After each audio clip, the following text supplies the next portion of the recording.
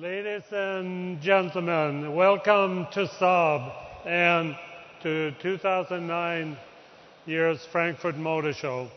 We're of course delighted to see so many having such a great interest around Saab. The star of this press conference is of course the all-new 9.5, but I am sure there are many of you that are interested in getting a little bit of a corporate story as it relates to the status of Saab. So let me cover this in a few words. I would say since General Motors placed Saab under strategic review, there has been a lot going on at Saab. And for those of us who have been in the middle of this, I would say that's even an understatement. We completed a successful reorganization where we restructured our business by creating a good balance between supply and demand, lowered our inventory, as well as adjusted our overall structure. We were able, through a composition, to write off 75% of our debt, and by doing that, restoring the balance sheet. We also decided at that time to locate the future manufacturing of Saab vehicles to Trollhättan, and most importantly, started the separation from General Motors into an independent company by introducing a very tight and strict cash management program. During this time, we've also developed a business plan which aims at taking the roots of Saab into the future to enhance the unique brand values while focusing on safe and environmentally friendly alternatives for the European premium customers. General Motors and the Koenigsegg Group, also in the middle of August, signed a stock purchase agreement, and we're now in the middle of finalizing the agreement between GM and the Koenigsegg Group.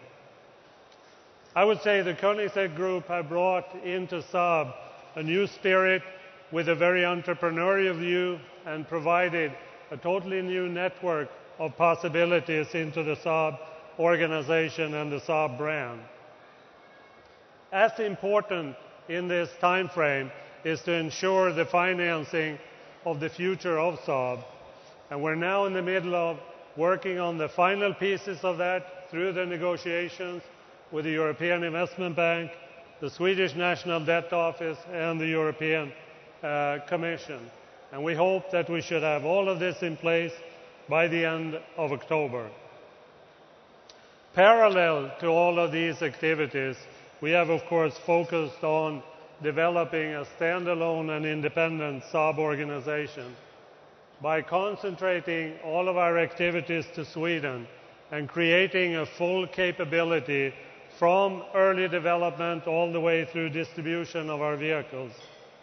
In creating this, I have to say that General Motors has been a tremendous support to provide transitional services, component supplies, as well as ensuring that we have future technology available for the Saab brand and our future cars. We have also continued the development, of course, of our new vehicles by, in particular, having completed the development of the 93X, which is now on sale in most markets. And of course, last but not least, we have focused on the new 9.5.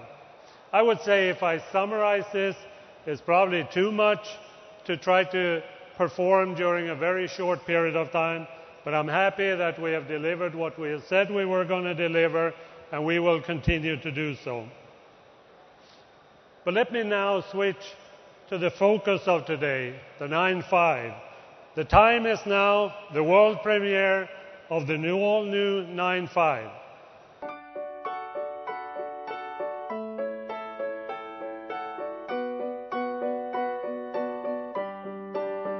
I turn my face up, look at the dancing clouds. I've got no rush to anywhere. I'll stand right here and take this day in. Make my mark on this moment. Play all the games that this day has to offer.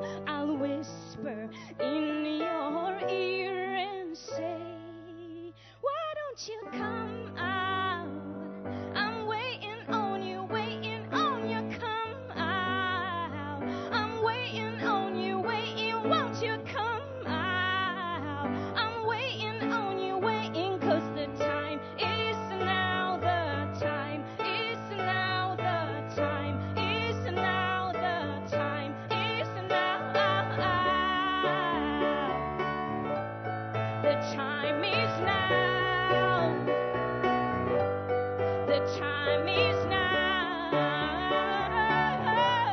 The time is now. The time is now. The time is now. The time is now. Now, now. The time is now. The time is now. Thank you, Asha Ali. I can assure you an upcoming star in Sweden. Thanks very much.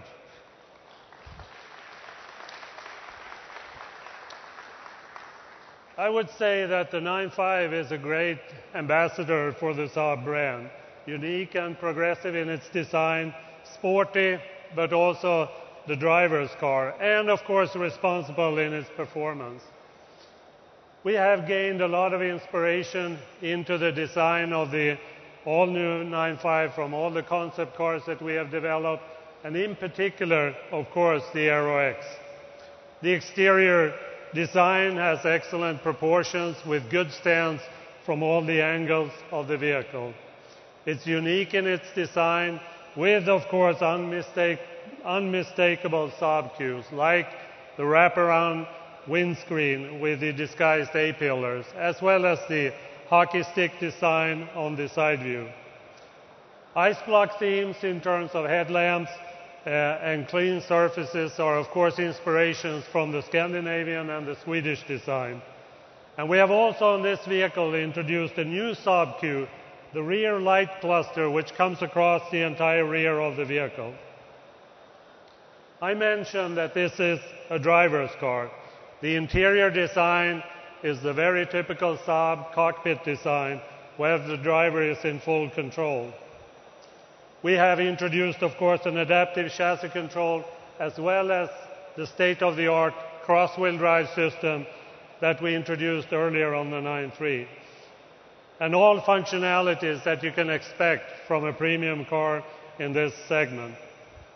Practicality is a very key Swedish characteristic that also has led us to having a very flexible cargo management system, as well as the biggest ever rear seat in Saab's history.